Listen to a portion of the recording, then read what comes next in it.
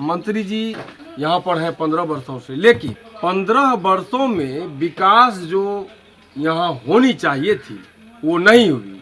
फिर भी जनता ने उनके ऊपर विश्वास जताया है। जिस तरह से मंत्री जी थे यहाँ पर, उनको वोट बहुत ज्यादा होना चाहिए लेकिन नहीं हो सका। या जितना समस्या है जनता का, हमको लगता है कि मंत्री जी इस बार वो दूर कर देंगे, ये विश्वास है हम लोगों को। जीत का कारण तो एक और ना है, ये 20 वर्ष में महिला को 10,000 रुपया हर महिला को ये कह के दिया कि आप रोजगार की। तो महिला उतना समझी नहीं कि हम क्या विकास हुआ हमारा नहीं हुआ, वो वोट दे दी, जिसके चलते ये हाल हुआ है हम लोग। हेलो नमस्कार, मैं हूं नीरज कुमार। आप देख रहे हैं मोबाइल न्यूज 24। बिहार विधानसभा चुनाव के बाद जो रिजल्ट आया है चौंकाने वाला, जिस प्रकार से एनडीए को 200 से भी ज़्यादा सीटों पर जीत मिली है, और जैसा कि अमित शाह बार बार कह रहे थे 200 पार होंगे, 200 पार हो ही गए।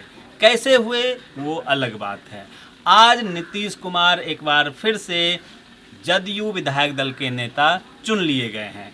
बीजेपी का भी विधायक दल का बैठक चल रहा है और उनके भी नेता चुन लिए जाएंगे।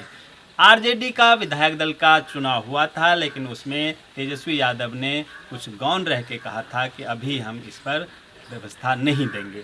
इन सारे विषयों पर चर्चा करने के लिए आज हमारे साथ पप्पू यादव जी के काफ़ी करीबी और पूर्व में जाप नेता, अब कांग्रेस के नेता कह सकते हैं, हमारे साथ दीपक जी हैं। दीपक जी से जानेंगे कि सोनवर्षा विधानसभा में जिस प्रकार से एक लहर चल रहा था विपक्ष का, सरिता पासवान का, जगह जगह लोग जुट रहे थे उनका स्वागत करने के लिए। आखिर ऐसा क्या हुआ, क्या कमी रह गई कि वो हार गई और एक बार फिर से यहाँ से रत्नेश सादा जी जीत गए। दीपक जी, बहुत बहुत स्वागत है आपका। प्रणाम आपका। आप बताइए, सारी चीज़ें मैंने बताया आपको, आपके क्षेत्र से ही शुरू करते हैं। सोनवर्षा विधानसभा का जिस प्रकार से विरोध था मंत्री जी का, उसके बावजूद आप लोगों ने बहुत मेहनत किया, हार देखना पड़ा। क्या लगता है आपको कि ये जो चुनावी व्यवस्था है, किस ओर इसको आप देखते हैं? देखिए, सबसे पहले तो हार जीत तो चुनाव में ये हिस्सा होती है, लेकिन हम लोगों ने मंत्री जी के विरोध, मतलब किसी व्यक्ति का विरोध नहीं थे हम जी लोग। जी। हम लोग विकास जो इस क्षेत्र में नहीं हुआ, इसके लिए हम लोग विरोध किए, और कोई बात नहीं, किसी व्यक्तिगत विरोध नहीं हम लोग कर रहे थे। जहाँ तक बात है जीत और हार की, थी तो जनता चुनो जीतती है, जनता चुनो हारती है। बिल्कुल बिल्कुल। 15 वर्षों से यहाँ पर मंत्री जी यहाँ पर हैं 15 वर्षों से, लेकिन 15 वर्षों में विकास जो यहाँ होनी चाहिए थी वो नहीं हुई। फिर भी जनता ने उनके ऊपर विश्वास जताया है। तो हम उम्मीद करेंगे माननीय मंत्री जी, पूर्व मंत्री जी, अभी जो वर्तमान में विधायक जी बने हुए हैं रत्नेश सादा जी, हम उम्मीद करेंगे और आशा करेंगे कि आपको तो कम से कम यहाँ से जीतना चाहिए, कम से कम 70,000 वोट से जीतना चाहिए। जिस तरह 2,06,000 करीब मत गिरा यहाँ पर, लेकिन उस तरह उनका जीत इसलिए नहीं हुई कि विकास यहाँ पर नहीं हुई थी।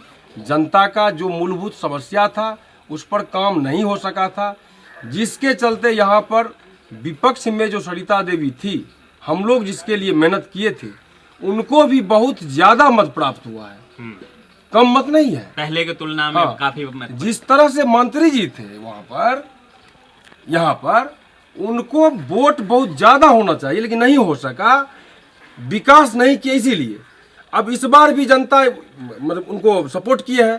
तो हम उम्मीद करेंगे जितना विकास छूटा हुआ है, चाहे पुल हो, स्वास्थ्य विभाग हो, शिक्षा हो, रोजगार हो, या जितना समस्या है जनता का, हमको लगता है कि मंत्री जी इस बार वो दूर कर देंगे।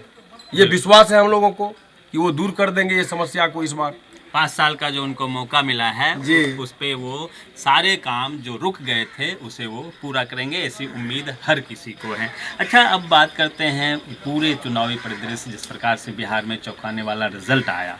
पप्पू यादव जी ने भी अपना स्टेटमेंट दिया, बड़े कई नेता स्टेटमेंट दे रहे हैं, कुछ वीडियो भी वायरल हो रहा है कि जिस प्रकार से डिप्टी सीएम विजय सिन्हा ले लीजिए, या फिर आप सम्राट चौधरी ले लीजिए, और भी 3-4 ऐसे नाम हैं जिनका 2,23,24,000 के आसपास का कुछ टोटल वोटिंग है। आखिर ये सब क्या आप लोग मानते हैं, ये बात स्पष्टीकरण इस पे लोगों को चाहिए, या ये एक हो सकता है संजोग बस उसको भी उतना मिला, उसको भी उतना मिला, उसको भी उतना मिला? हमारे आदरणीय गुरुदेव पप्पू यादव जी कल भी सहरसा आए हुए थे। हम लोग तो छोटा नेता हैं, छोटा अंश है उनका, जी जी, लेकिन उनको तो ज़्यादा मालूम रहता है।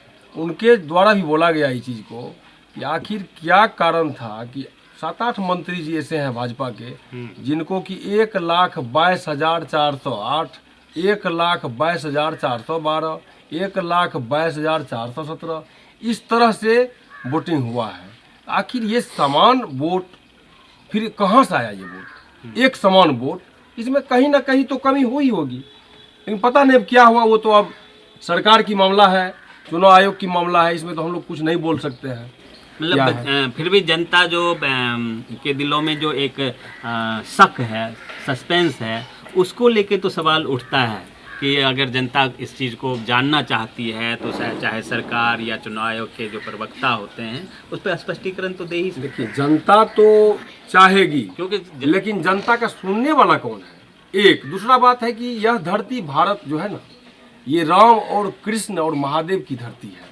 यहाँ पर जिस तरह से यदि किए होंगे ऐसा काम वो, तो बहुत जल्द वो देखने को मिलेगा।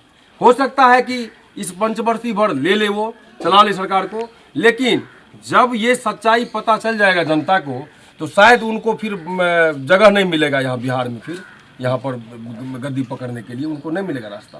बिल्कुल बिल्कुल, क्या है कि रामकृष्ण का धरती, यहाँ सत्य पर चलता है। लोग सत्य असत्य काम कीजिएगा आप तो आज निकल पकड़े हुए कीजिएगा आप खुद अपने आप। हम यदि गलत करेंगे तो भोगना हम ही को है, हमारे बदले में आप नहीं भोगिएगा, ये भोगना ही है।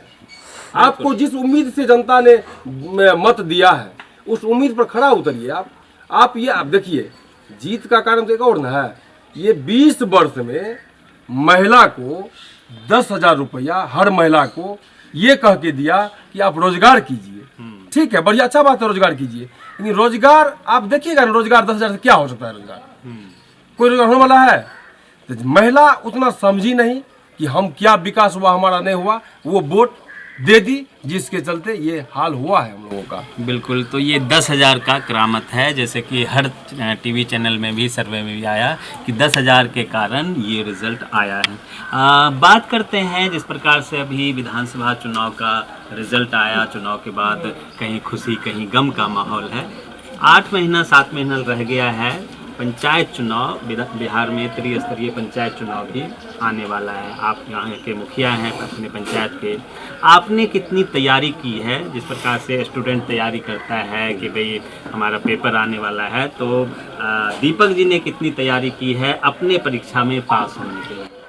हम अपने पंचायत की जनता को, जो गरीब जनता है, जी, हम भगवान से भी बढ़ के मानते हैं उनको। सबसे पहला तो हमारा ये है, इसलिए आप पूछ भी सकते हैं, पता भी कर सकते हैं, गरीब जनता हमारे लिए भगवान है, उस तरह से काम करते हैं हम। अब देखिए, काम की बात कीजिएगा, विकास की बात कीजिएगा, तो विकास जैसे पानी बहाव के लिए बस्ती में पानी जमता था, तो उसके बहाने के लिए हम जो नाला, पक्की नाला का व्यवस्था किया, वो पक्की नाला आज तक, इससे पूर्व 20 वर्ष पहले तक ईंट नहीं गड़ा है नाला का, हम गाड़े हैं ईंट नाला का। छठ घाट महत्वपूर्ण होती है, छठ तो महापर्व होती है, तो नदी में, पोखर में हमने छठ घाट बनवाने का कार्य किया है। और छठ घाट बनवाया? छठ घाट अभी तक में 5 छठ घाट बनाए हैं, 5। और यात्री शेड हमने जहाँ जहाँ गाड़ी चलती है तो पैसेंजर को बैठने के लिए जगह चाहिए, तो वो जगह नहीं थी, उसके लिए हम 6 यात्री शेड अभी तक मैं बना चुका हूँ, और बनाने का आगे हमारा प्रयास है। और तो और प्रधानमंत्री आवास, इसके लिए पूरे पंचायत में हमने गरीब का सर्वे करवाया है, मतलब सर्वे करवा करके 1728 आदमी का नाम इस बार अतलखा पंचायत में हम गरीबों का जोड़ा है प्रधानमंत्री आवास के लिए। और उम्मीद करेंगे कि आदरणीय प्रधानमंत्री जी, अभी जो मुख्यमंत्री बनेंगे अब नीतीश कुमार जी, इनसे भी हम आपके चैनल के माध्यम से कहना चाहूँगा कि 1728 में कम से कम इस वित्तीय वर्ष में हमको 400 दे दे, जो गरीब का झोपड़ी जो है बरसात में जो वो टपकता है पानी, वो टपकना बंद हो जाए। आपके चैनल के माध्यम से हम मैं पहुंचाना चाहता हूँ उनको कानों में आवाज़ को। बिल्कुल बिल्कुल। आपने जो अपने चुनावी वादे किए होंगे जब पंचायत चुनाव था, उसमें कौन कौन से वादे आपने लगभग पूरे कर दिए हैं और क्या कुछ रह गया है जिसे आपने पूरा करना है अभी? जी, चुनावी वादा देखिए, जैसे सबसे पहला हमारा वादा था कि घूस को हम मिटाएंगे यहाँ से। तो हमने करीब करीब में घूस तो नहीं लगता है यहाँ पर, ये बात तो पंचायत स्तर हाँ पंचायत स्तर पर, हम पंचायत स्तर पर बात करेंगे। हाँ। हम ऊपर की बात नहीं कर सकते हैं। बिल्कुल बिल्कुल। पंचायत स्तर पर चाहे वो जनता है, वो जनता को समझाना होगा जी। कि भाई कहीं में ब्लॉक ऑफिस में भी तो घुस देना हाँ, पड़ता है और हर जगह अभी घूस तो हर जगह, अब वही ना है, वही ना कह रहे थे जनता को कि कम से कम विधायक को बदलिए आप, जो घूस आपको प्रखंड में नहीं लगेगा। यहाँ पर हम लोग पंचायती स्तर पर नहीं मिटा सकते हैं, प्रखंड स्तर पर नहीं मिटा सकते हैं। पंचायत स्तर पर वृद्धा पेंशन हो, आय आवासीय जाति हो या प्रधानमंत्री आवास हो, ये सब में हमने संकल्प लिया था चुनाव से पूर्व ही, अपने मुखिया बनने से पूर्व, कि जब बनेंगे तो गरीब को हम 1 रुपया लगने नहीं देंगे। तो उस पर अभी भी कायम है, अभी तक वो कर रहे हैं, यही है। तो ये सारी चीज़ें हैं पंचायत स्तर में इन्होंने जो भी वादे किए थे लगभग पूरे कर दिए हैं और आगे का जो डेवलपमेंट है उसकी तैयारी है। आगे जो इनका भी परीक्षा होने वाला है उसके लिए ये तैयार हैं और जनता मालिक है, उनका जो रिज़ल्ट आएगा वो सभी को मान्य होगा, जैसे अभी विधानसभा चुनाव में मान्य है। आप तमाम दर्शकों का बहुत बहुत धन्यवाद। दीपक जी, आपका बहुत बहुत धन्यवाद।